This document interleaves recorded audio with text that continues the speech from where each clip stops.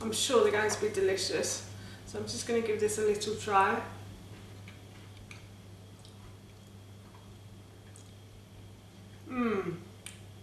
They're really nice. You can taste the cinnamon. You can definitely taste the pumpkin as well. Hi everyone, and welcome back to Gugu's Kitchen, and if you are new here then hello and welcome. My name's Alexis, and in today's video I want to share with you how to make these yummy pumpkin spice vegan digestives. As I just mentioned, today I want to share with you how to make my delicious pumpkin spice vegan digestives. Now this recipe, as I always say, is really easy to do, but I promise you this is one that is really easy to do. And as Halloween is on the way, I thought this would be a perfect treat to have at this time of year. We love biscuits and cookies, and I haven't made any in a little while. This recipe was actually one of the first recipes I put on my blog, I think, many years ago. So I thought I'd make it again today because I haven't made it in ages. So yes, as you can see, I've laid out all of my ingredients, so I'm ready to go. And what I have here in this bowl is some ground up oats. So I've got about 200 grams of ground up oats, and then I've got about 100 grams of spelt flour, and I also have 100 grams of rice flour in here as well. And I've just basically blended them together in my blender, and then I just put them into this mixing bowl. And now what I'm going to do is I'm going to add some ingredients to that. So the first thing I'm going to add is a little pinch of salt, like so, and then I'm going to add some ground nutmeg. So I've got some ground nutmeg here. I'm going to add about 1/4 teaspoon of ground nutmeg. Nutmeg, if you know, is quite a strong spice, so you don't really need a lot of it in food basically. And then I'm going to add a little bit of ground cloves. Again, this is a really strong spice, so you don't need a lot of it. And then I've got some ground sweet cinnamon, and I think in the original recipe I said to use ground cinnamon, but ground sweet cinnamon is so much more cinnamony. I want to say that word, but it doesn't sound right, does it? It tastes just so much more like cinnamon, so I'm just going to add a little bit of this as well. So I'm going to add about 1 teaspoon of ground sweet cinnamon. You can add more of that if you want to. So yeah, I'm just going to mix these ingredients together. And then I'm going to add some baking powder to that as well. I'm going to add about 1 teaspoon of baking powder. And I'm going to mix those together like so.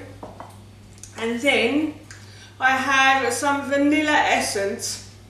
And I'm going to mix my wet ingredients. So these are my dry ingredients, and I'm going to mix my wet ingredients now. In the original recipe I said to use vanilla powder, and a very small amount of vanilla powder, but unfortunately I don't have any vanilla powder, so I've been reduced to using vanilla essence, which is the cheaper version. So I'm just going to add that to some maple syrup. So I've got about 125 grams of maple syrup, and then I've also got about 125 grams of coconut oil that I've melted down in this saucepan, and I'm just going to add that to the maple syrup like so, and I'm going to mix those around, try and mix them together. The maple syrup seems to have sunk to the bottom though. And then in this bowl here I have my pumpkin. So earlier today I put half a pumpkin into the oven and I just roasted it off, and then I just blended this with a little bit of water. So this is my pumpkin puree. In the UK we don't tend to sell pumpkin puree in tins like they do in America. So if you can get it in a tin then it would be easier, but I do like to make it myself, and I also like to store it in the freezer at this time of year because it's yummy in other things as well. So I'm just going to mix those ingredients together now. Well, it looks like a little, well, it's very pretty this. It's not mixing too well, but it does look pretty. It's quite artistic, I have to say. So now what I'm going to do is I'm going to add these ingredients to my dry ingredients. So I'm just going to add those, and then I'm going to mix everything together until it forms a dough ball. I do have a little bit of extra liquid here as well, just in case it turns out to be a little bit too dry. I've got about 60 mils of oat milk, which is optional. I think this is going to be okay though. I think we're going to be fine. So you just mix it together until it forms one big dough ball, like so. And then I'm going to go and get a cutting board, a chopping board, and some cutters and a rolling pin, and I'm going to roll these out. I have grabbed my chopping boards and a rolling pin and a cutter as well.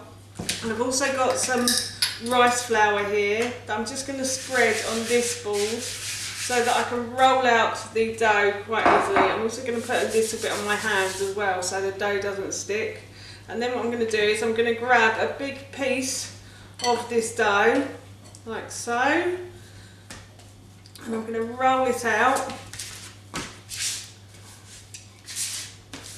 And once it's rolled out, I shall cut some cookies from it. I've decided to make slightly bigger cookies today, just because I fancied some bigger ones, and I actually couldn't find my smaller cutter either, so we're having bigger cookies today. So I'm just going to cut a cookie like so, and I'm going to put that onto there, and then I'll do the same again just to show you. So I'm just going to cut the cookie like so, and I'm going to put it onto there. And I just want to say that if you have enjoyed this video, then please feel free to give it a big thumbs up. And if you do enjoy videos like this one and you want to see more, then please don't forget to hit that subscribe button. So I'm just going to continue now to keep rolling out the dough and cutting the cookies from the rolled out dough. As you can see, I have finished rolling out the dough, and now what I'm going to do is I'm going to put these into the fridge while I preheat my oven. And the reason I put them in the fridge is when you put cold biscuits into a warm oven, they will become lovely and crispy and crunchy. And I do like a crunchy biscuit, I have to say. So I always try to put biscuits into the fridge before I put them in the oven. So as I said, now what I'm going to do is I'm going to preheat my oven, and I'm going to put these biscuits into the fridge. Now I'm going to preheat the oven to 200 degrees. The biscuits have been in the fridge for a good half an hour, so I've transferred them to the baking trays. These are Pampered Chef baking trays, so I don't need to use any oil on these or any greaseproof paper. But if you need to use greaseproof paper or oil, then please do. And now what I'm going to do is I'm going to put the biscuits, I've already put one tray in, I'm going to put this tray in as well for about 12 to 15 minutes, or until they've gone a lovely golden brown colour. The biscuits have cooked, they've gone a lovely golden brown colour, so I'm going to take these out of the oven and I'm going to leave them to cool. So the biscuits have cooled completely, they've been on this cooling rack for a good half an hour, and I just thought I'd try one to let you know how they taste. I'm sure they're going to be delicious. So I'm just going to give this a little try.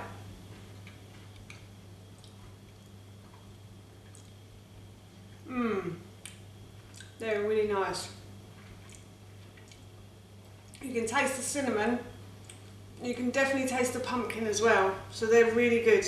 I'm really looking forward to having a couple of these with a cup of tea this afternoon. That's how you make my yummy pumpkin spice vegan digestives, and that recipe I will link in the description box below for you.